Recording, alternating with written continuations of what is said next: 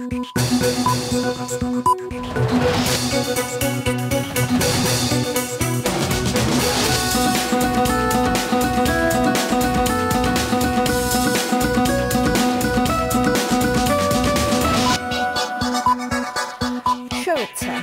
মাছরাঙা সংবাদে আপনাদের সঙ্গে আছি মৌমিতা জান্নাত। শান্তিতে নোবেলজয়ী অর্থনীতিবিদ ডক্টর মোহাম্মদ ইউনূস অন্তর্বর্তীকালীন সরকারের প্রধান হিসেবে দায়িত্ব নিতে ঢাকার উদ্দেশ্যে রওনা হচ্ছেন। দুপুর 2টার পর হজরত শাহজালাল আন্তর্জাতিক বিমানবন্দরে তাকে বহনকারী বিমানটির অবতরণের কথা রয়েছে। ফ্রান্সের স্থানীয় সময় বুধবার প্যারিসের চার্লস দ্য গল বিমানবন্দর থেকে ঢাকার উদ্দেশ্যে রওনা হন ডক্টর ইউনূস। এ সময় বিমানবন্দরে তাকে হাস্যোজ্জ্বল দেখা যায়। ঢাকায় পৌঁছানোর পর বিমানবন্দরে তাকে স্বাগত জানাতে সমন্বয়কবৃন্দ ও আগ্রহী ছাত্র জনতাকে উপস্থিত থাকতে আহ্বান জানিয়েছেন বৈষম্য বিরোধী ছাত্র আন্দোলনের সমন্বয়ক আসিফ মাহমুদ। অলিম্পিক কমিটির আমন্ত্রণে বিশেষ অতিথি হিসেবে প্যারিসে গিয়েছিলেন ডক্টর ইউনূস। এর আগে দ্বাদশ জাতীয় সংসদ বিলুপ্তির পর ডক্টর মোহাম্মদ ইউনূসকে প্রধান করে দেশের পরবর্তী অন্তর্বর্তী সরকার গঠনের সিদ্ধান্ত হয়।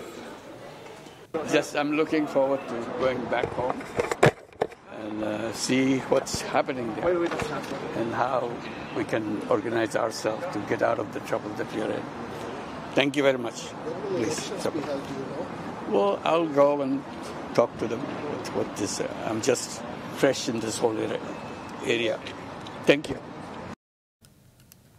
আজ রাত 8টায় বঙ্গভবনে শপথ নিতে যাচ্ছে অন্তর্বর্তী সরকার, জানিয়েছেন সেনা প্রধান ওয়াকার উজ্জামান। সরকারের আকার হবে 15 সদস্যের, তবে 2-1 সদস্য যোগ হতে পারে। ঢাকা সেনা সদরে দেশের সার্বিক নিরাপত্তা পরিস্থিতি নিয়ে জরুরি সংবাদ সম্মেলন ডাকেন সেনাপ্রধান জেনারেল ওয়াকার উজ্জামান।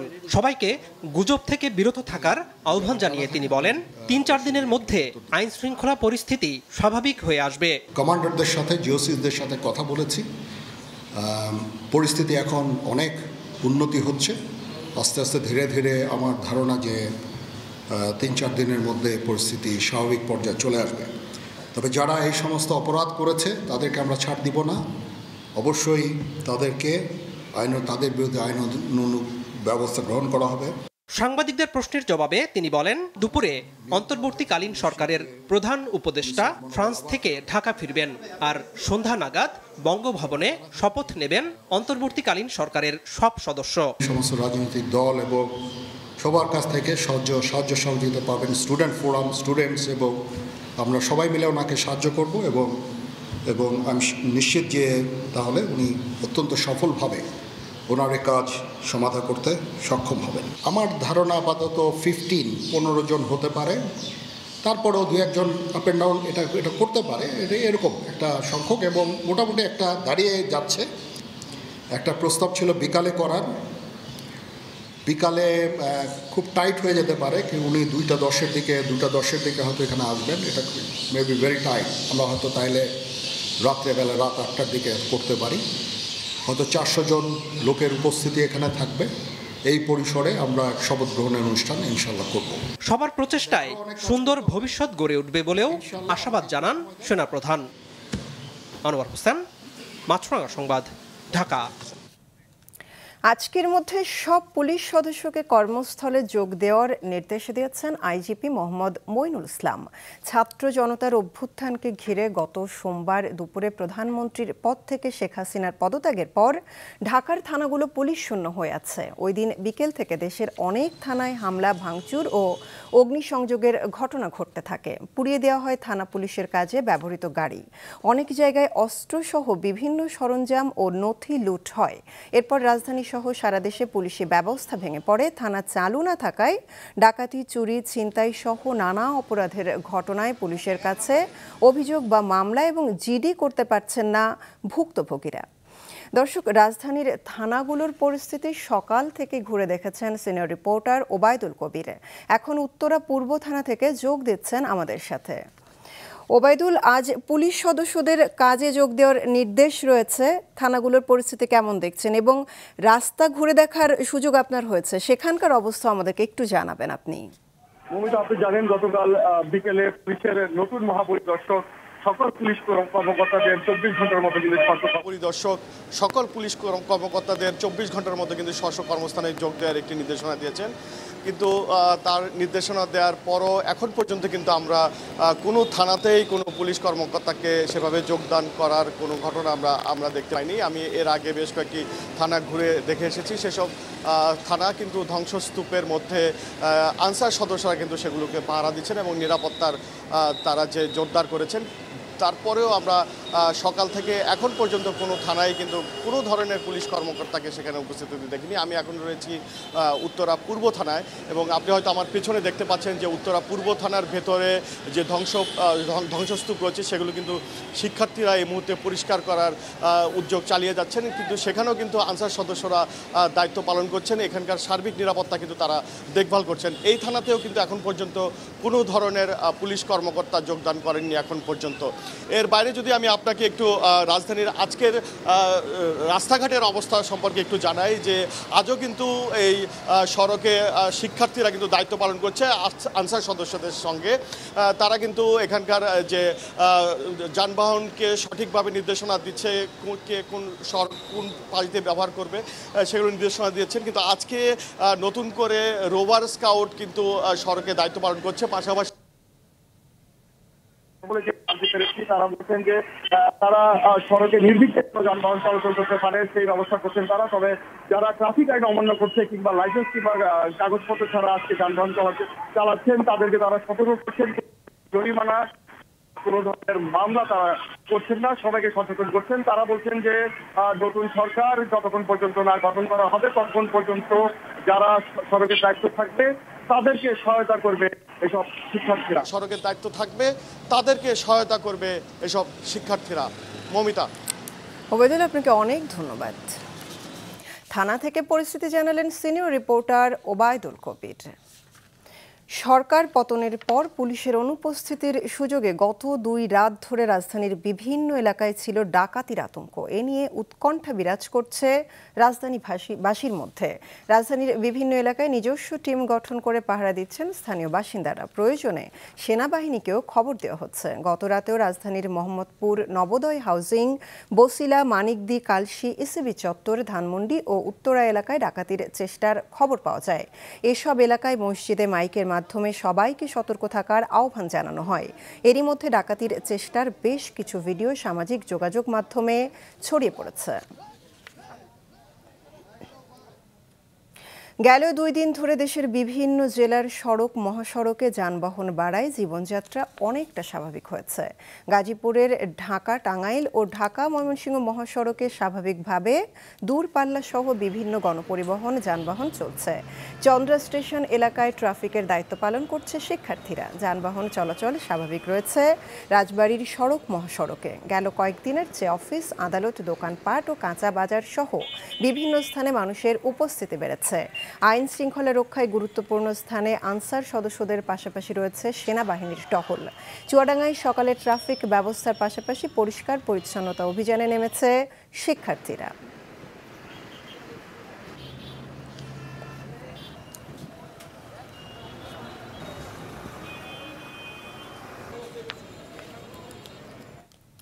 দর্শক, আপনাদের আগেই জানিয়েছি আজকে বিমানবন্দরে অবতরণ করবেন ডক্টর মোহাম্মদ ইউনূস। সেখানকার পরিস্থিতি জানতে আমরা আমাদের সঙ্গে যুক্ত হচ্ছেন সেখান থেকে senior reporter Nurun Nahar Willy. সেখানকার পরিস্থিতি কেমন দেখছেন? এবং আমরা জানি যে সমন্বয়করা আগেই ঘোষণা দিয়েছিলেন তারা সেখানে উপস্থিত থাকবেন, তাদের কারো উপস্থিতি কি আপনার চোখে পড়ছে?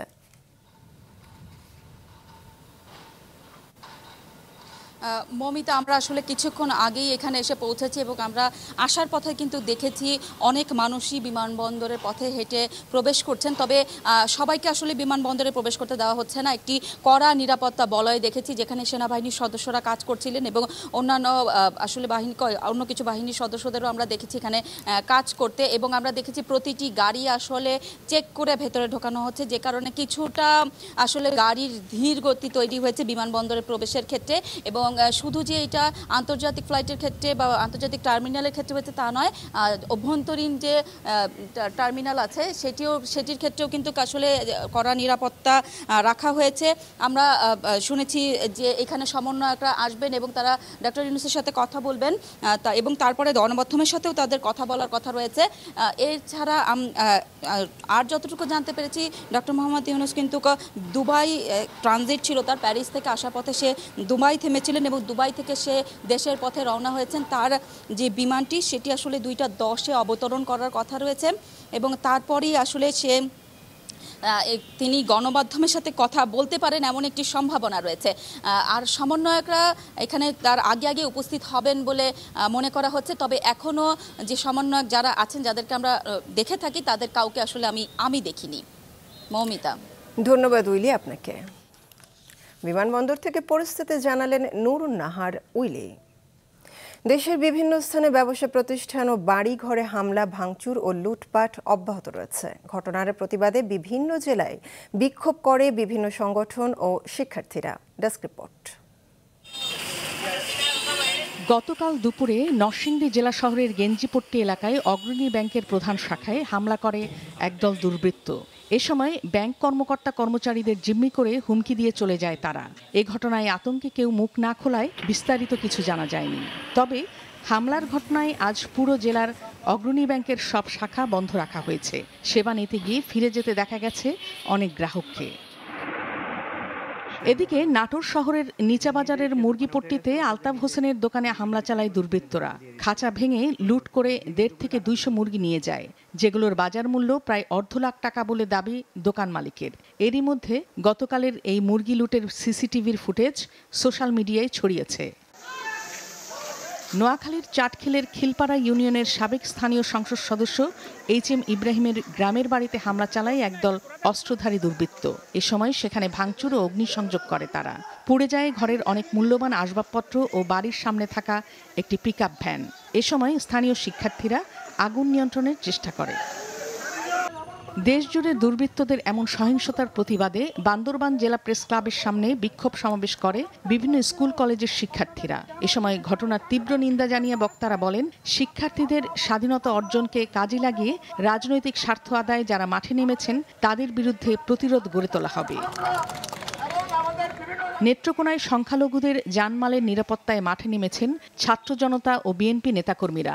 শহরের নাগরার শিববাড়ি, বারুইপাড়া, শাহপাড়া সহ কয়েকটি এলাকার শিব মন্দির, দুর্গা মন্দির, মনোরমা আশ্রম সহ সনাতন ধর্মাবলম্বীদের ব্যবসা প্রতিষ্ঠান ও বাড়িঘরে দিনরাত পাহারা বসিয়েছে। দেশে সব ধর্মের মধ্যে সম্প্রীতি বজায় রাখতে চাঁপাইনবাবগঞ্জের সনাতন ধর্মাবলম্বীদের সাথে মতবিনিময় করেছে জেলা chamber of commerce and industries. সভায় জানানো হয়, সনাতন ধর্মাবলম্বীদের উপাসনালয়, ব্যবসা প্রতিষ্ঠান এবং জানমাল রক্ষায় 15 সদস্যের একটি কমিটি গঠন করা হয়েছে। নাদিয়া আফরিন, মাছরাঙা নিউজ ডেস্ক। নরসিংদীতে আইন শৃঙ্খলা পরিস্থিতি সম্পর্কে কিছুক্ষণ আগে জানিয়েছেন জেলা প্রতিনিধি বদরুল আমিন চৌধুরী। বিচ্ছিন্ন ঘটনা ছাড়া নরসিংদী জেলার আইনশৃঙ্খলা পরিস্থিতি কিন্তু মোটামুটি স্বাভাবিক রয়েছে। যেহেতু পুলিশ বিভাগ তারা কর্মবিরতিতে রয়েছে, সেই সুযোগ নিয়ে কিন্তু একটি পক্ষ বা যারা দুর্বৃত্ত রয়েছেন তারা কিন্তু বিভিন্ন স্থানে যে অস্থিতিশীল পরিস্থিতি সৃষ্টি করা সেটি সুযোগ পেয়েছেন বলে অনেকেই মনে করছেন। তবে মোটা দাগে বলা চলে নরসিংদীর আইনশৃঙ্খলা পরিস্থিতি এখন পর্যন্ত স্বাভাবিক রয়েছে। এবং আরেকটি বিষয়ে বলে রাখা ভালো যে নরসিংদী জেলার আইনশৃঙ্খলার সাথে সাথে যে সড়কের যেই যান চলাচল ব্যবস্থাকে স্বাভাবিক রাখার জন্য কিন্তু সেখানে কিন্তু আনসার সদস্যরা মোতায়েন রয়েছেন। সেই সাথে যারা আন্দোলনরত শিক্ষার্থীরা রয়েছেন তারা এবং স্কাউট সহ বিভিন্ন পরিবেশবাদী সংগঠনের যেই কর্মীরা রয়েছেন তারা কিন্তু এই যান চলাচলকে স্বাভাবিক রাখার জন্য ঢাকা সিলেট মহাসড়কের বিভিন্ন পয়েন্টে অবস্থান করে সেই যান চলাচলকে স্বাভাবিক রাখার চেষ্টা করছে, যার ফলশ্রুতিতে বড় ধরনের কোনো যানজটের সৃষ্টি হয়নি এবং যান চলাচলও স্বাভাবিকভাবে হয়েছে। তবে একটি বিষয় আপনাদেরকে জানিয়ে রাখতে চাই, গতকালকে একটি ঘটনার প্রেক্ষিতে কিন্তু আজকে এই নরসিংদীর যেই অগ্রণী ব্যাংকের প্রধান শাখা সেটি কিন্তু বন্ধ রাখা হয়েছে। সেই সাথে তাদের যে সমস্ত শাখাগুলো রয়েছে সেগুলো আজকে বন্ধ রাখা হয়েছে। যারা কর্মকর্তা রয়েছেন তাদের সাথে আমাদের কথা হয়েছে, তারা মুখ ফুটে কিছু বলতে চাইছেন না। তবে তারা যেটা স্বাভাবিকভাবে বললেন যে তারা নিরাপত্তাহীনতায় ভুগছেন বিধায় কিন্তু তারা তাদের যেই ব্যাংকের শাখাগুলো রয়েছে সবগুলো তারা বন্ধ রেখেছেন এবং আগামী রবিবার নাগাদ কিন্তু তারা পুরোদমে তাদের কার্যক্রম পরিচালনা করবেন বলে আমাদেরকে জানিয়েছেন। দেশের পরিস্থিতি কিছুটা স্বাভাবিক হওয়ায় স্বস্তি ফিরতে শুরু করেছে আলু পেঁয়াজের বাজারে। রাজধানীর শ্যামবাজারে আজকে কেজি প্রতি ২ টাকা কমে আলু বিক্রি হচ্ছে ৫০ থেকে ৫১ টাকায়। দুদিন আগে যা ৫২ থেকে ৫৩ টাকা কেজিতে বিক্রি হচ্ছে। আজকে দেশি পেঁয়াজ ১০৩ থেকে ১০৭ টাকা কেজি দরে বিক্রি হচ্ছে। ২ দিন আগে যা ছিল ১০৪ থেকে ১০৫ টাকা। আদা রসুনের দাম অপরিবর্তিত রয়েছে, বিক্রি হচ্ছে ১৭৫ থেকে ১৮০ টাকা কেজিতে। ৪ দিন আগে কারফিউর কারণে পণ্য আমদানি কম হওয়ায় দাম বাড়তি থাকলেও এখন স্বাভাবিক হওয়ায় দাম কমেছে। চাঁদাবাজির কোনো সমস্যা এখানে নেই, আতঙ্কের কারণে ক্রেতা কম, তাই বেচা বিক্রি কিছুটা মন্দা চলছে। বাজারের পরিস্থিতি জানাতে রাজধানীর শ্যামবাজার থেকে আমাদের সাথে যোগ দিচ্ছেন স্টাফ রিপোর্টার তাবাসসুম আহমেদ।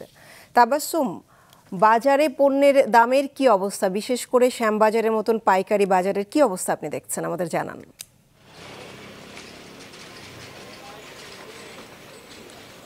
মৌমিতা, আমরা সকালবেলা যখন শ্যামবাজার এসেছি, এটি আলু এবং পেঁয়াজের কিন্তু পাইকারি সবচেয়ে বড় বাজার, এবং সকাল থেকে এসে যেটি দেখছি যে আলুর কথা যদি বলি সেটি কিন্তু গত ২ দিনের তুলনায় ২ টাকা কমে আজকে যে দরটি ধরা হয়েছে সেটা হলো ৫০ থেকে ৫১ টাকায়, এবং ২ দিন আগে যেটি ছিল প্রায় ৫৩ থেকে ৫৪ টাকায় বিক্রি হয়েছে।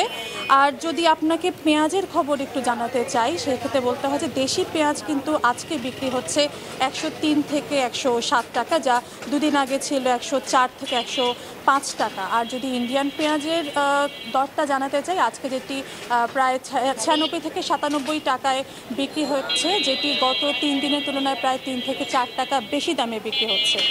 এছাড়া আদা রসুন যা দেখেছি আমরা বাজার ঘুরে, সেটি কিন্তু দাম অপরিবর্তিতই রয়েছে। আর এছাড়া আমরা এখানকার যারা আড়তদার আছেন তাদের সাথে কথা বলেছিলাম, মহাজন যারা আছেন তারা বলেছেন যে আসলে কারফিউর কারণে মালামাল কিছুটা কম আসায় দাম কিছুটা বাড়তি ছিল, কিন্তু যেহেতু এখন পরিস্থিতি বেশ স্বাভাবিক হয়ে উঠেছে, সেই ক্ষেত্রে কিন্তু মালামাল যথেষ্ট আসছে এবং তারা দামটাও বেশ কমিয়ে রাখতে পারছেন।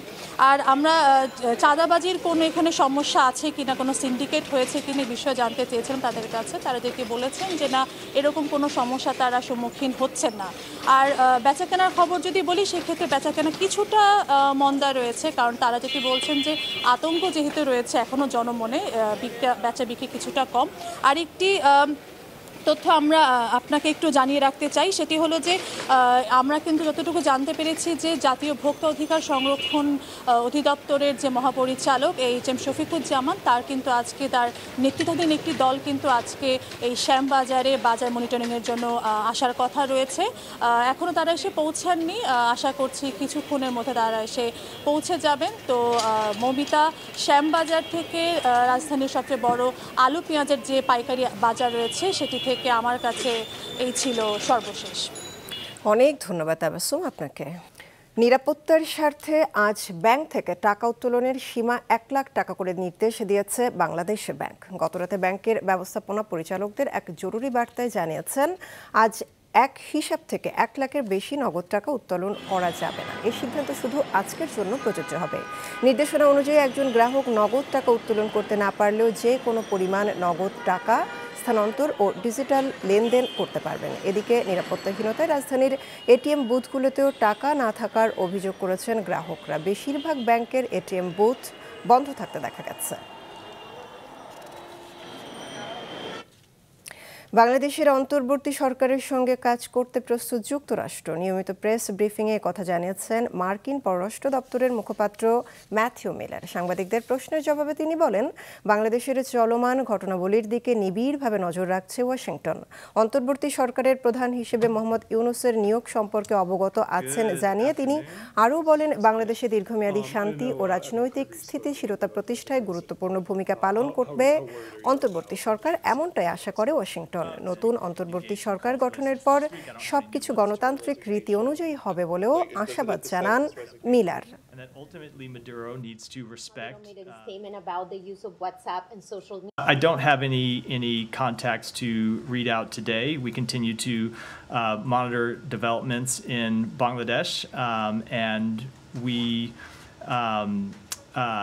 Obviously, you've seen the appointment of Mohammed Yunus as the leader of an interim government. We think the interim government will play a vital role in establishing long-term peace and political stability in Bangladesh. And as you heard the Secretary say yesterday, any decisions that interim government makes should respect democratic principles, rule of law, and the will of the Bangladeshi people. কোটা সংস্কার আন্দোলনের সময় সারা দেশে নিহত শিক্ষার্থীদের স্মরণে দিনাজপুরের হিলিতে মোমবাতি প্রজ্বলন, আলোচনা সভা ও দোয়া মাহফিলের আয়োজন করা হয়। গতকাল সন্ধ্যা 7টায় হাকিমপুর উপজেলা পরিষদ চত্বরের কেন্দ্রীয় শহীদ মিনারে প্রজ্বলন করা হয়। এতে বিভিন্ন স্কুল কলেজের শিক্ষার্থী, শিক্ষক ও অভিভাবকরা অংশ নেন। নিহত শিক্ষার্থীদের স্মরণে 1 মিনিট নীরবতা পালন করা হয়। পরে সেখানে অনুষ্ঠিত হয় আলোচনা সভা ও দোয়া মাহফিল। চট্টগ্রাম বন্দরে আমদানি পণ্যবাহী কন্টেইনার জট রেকর্ড ছাড়িয়েছে। গত কিছুদিন ধরে শুল্কায়ন ও ডেলিভারি বারবার বিঘ্নিত হওয়ায় এমন বেহাল অবস্থা। সঞ্জীবদের ক্যামেরায় নাজমুল সাদেকের রিপোর্ট। চট্টগ্রাম বন্দর দেশের আমদানি রপ্তানি বাণিজ্যের সিংহভাগ পরিচালিত হয় এই বন্দর দিয়ে। কিন্তু দেশে আন্দোলন, কারফিউ, সহিংসতা ও ইন্টারনেট বন্ধের কারণে গত কয়েক সপ্তাহ ধরে এই বন্দরের কাজ চরমভাবে বিঘ্নিত হয়। এতে গতকাল পর্যন্ত চট্টগ্রাম বন্দরে তৈরি হয়েছে 20 ফুট এককের প্রায় 44,000 কন্টেইনারের জট, যা স্মরণকালের সর্বোচ্চ। কর্তৃপক্ষ জানায় 24 ঘন্টা বন্দর খোলা রেখে পরিস্থিতি সামাল দেওয়ার চেষ্টা চলছে।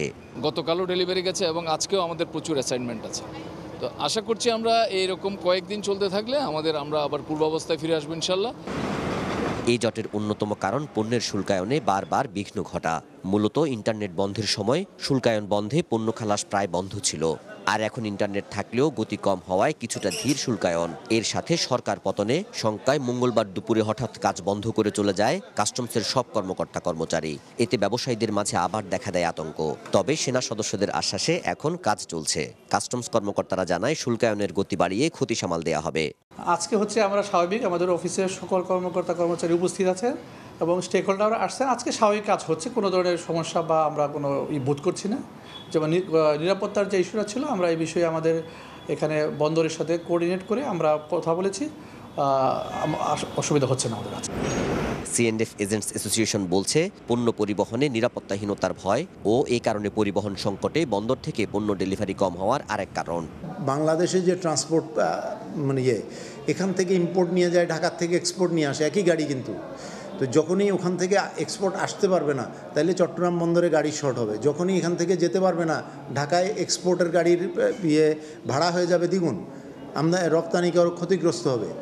এই হচ্ছে আমাদের দেশের সিনারিও। সব মিলিয়ে আমরা প্রত্যাশা করছি যে এন্ড অফ দিস উইক আমরা স্বাভাবিক পর্যায়ে চলে আসতে পারবো ইনশাল্লাহ। এমন বাস্তবতায় কাস্টমস কর্মকর্তাদের আশ্বস্ত ও তাদের সহায়তা চায় বিজিএমইএ। তারা জানায় দেশের অর্থনীতি টিকিয়ে রাখতে লাভ ক্ষতির হিসেবের চেয়ে বন্দর, কাস্টমস সহ সব সচল রাখার দিকে জোর দেওয়া হচ্ছে। কাস্টম কমিশনার মহোদয়ের কাছে আমরা বলেছি, ওনারও যদি এখানে কোনো সাহায্য সহযোগিতা করার থাকে ওনার সাথে থাকবে এবং উনিও আমাদেরকে আশ্বস্ত করেছেন আগামী সপ্তাহে উনি সহ আমরা সবাই মিলে বন্দরে যাব, বন্দর পরীক্ষা করে দেখব কোন জায়গায় আমাদেরকে ওনারা হেল্প করতে পারে। চট্টগ্রাম বন্দরের অভ্যন্তরে ও বহির্নোঙরে বর্তমানে অবস্থান করছে 75টির বেশি জাহাজ। নাজমুল সাদেকি, মাছরাঙ্গা সংবাদ, চট্টগ্রাম। চট্টগ্রাম বন্দর গেট থেকে কিছুক্ষণ আগে বন্দরের খবর জানিয়েছেন স্টাফ রিপোর্টার নাজমুল সাদেকি।